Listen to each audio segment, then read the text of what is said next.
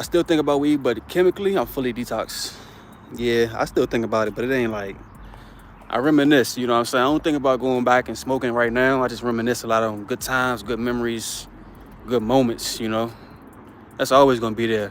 That's like some relationship that you already over that person. Sometimes you might go to a spot or hear a song and that make you think about them a little bit, reminisce a little bit. It don't mean you want to go back and get with them, but it was just a great memory, a good moment. That's how I feel about weed. It's just a great moment. Well, a lot of great moments. The hardest part is stress management. Weed was a great stress reducer for me. That's facts, bro. I just made a video on that, like, I don't know, a couple weeks ago.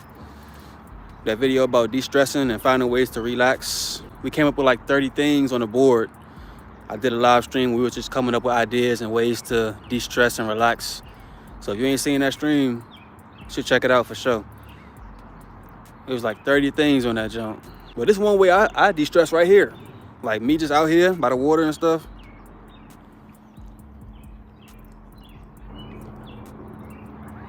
This one way that I de-stress, you know what I'm saying?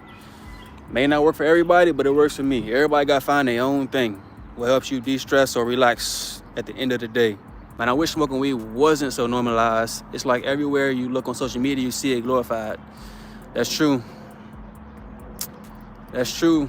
It makes it harder, but at the end of the day, man, we all got our own life to live, our own journey. So just because everybody else doing it, having fun, turning up, doing it, that don't mean that's the path for you.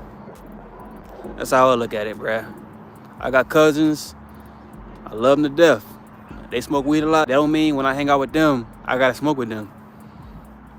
I understand I'm on my own little path in life, and I embrace it. I don't care to fit in no more. I used to, you know what I'm saying? But I don't really care about fitting in. If anything, I want to be different, you know what I'm saying? What Drake say? How you plan on getting to the top by just fitting in?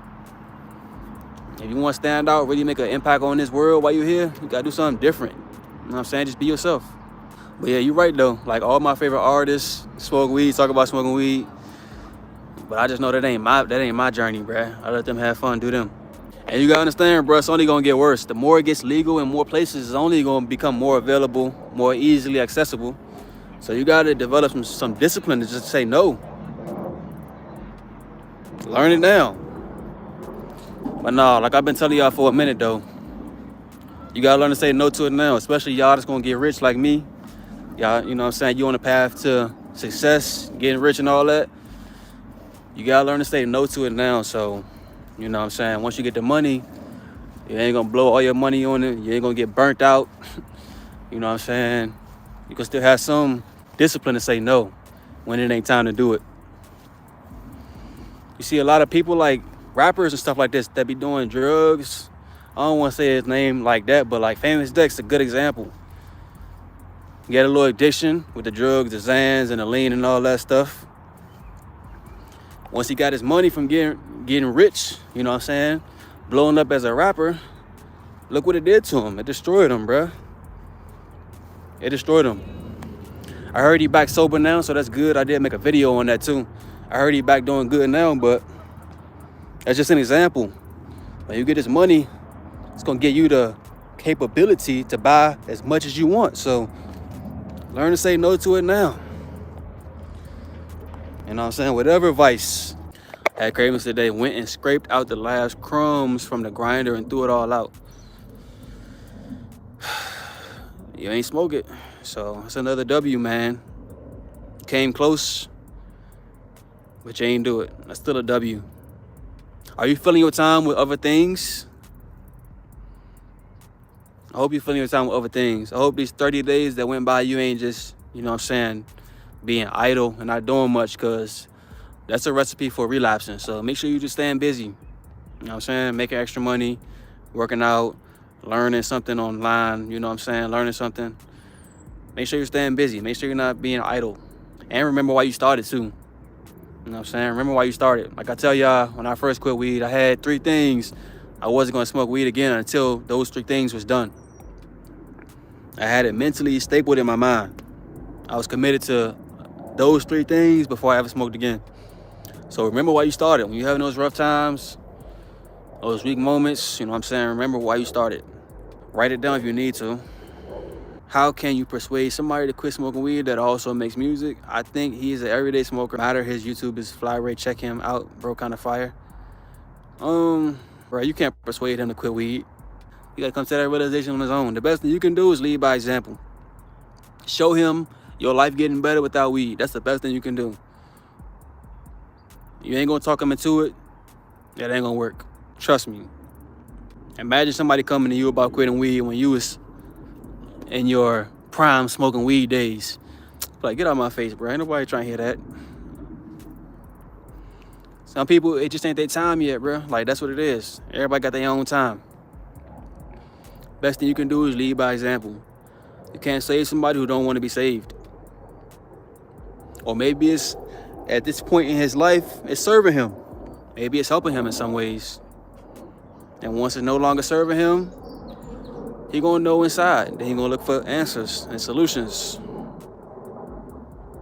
Probably the same thing with you. You know what I'm saying? You wasn't always serious about quitting weed. You probably got in that mind frame when you was open to quitting weed. You probably seen a video like mine. Or maybe you searched it up. You know what I'm saying? But you had to be open to it. What's your input on vapes? Have you ever had one? Yeah, I had a vape. I bought my own vape back in like 2018. I was quitting weed, calling myself quitting weed. But now I was quitting weed so I can like get a better job, you know what I'm saying, pass a drug test. So I bought a vape for the first time.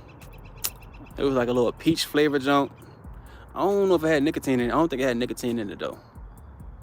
At least they said it didn't. I remember just hitting that junk, like going by the water, hitting that junk inside the crib. Like, I feel like that junk just allows you to smoke anywhere and everywhere. You know what I'm saying? So I don't think it's a good habit to have. I feel like eventually, if you're smoking a vape with nothing, I feel like eventually you're gonna want something that you can feel something when you take a hit. That's just what I think.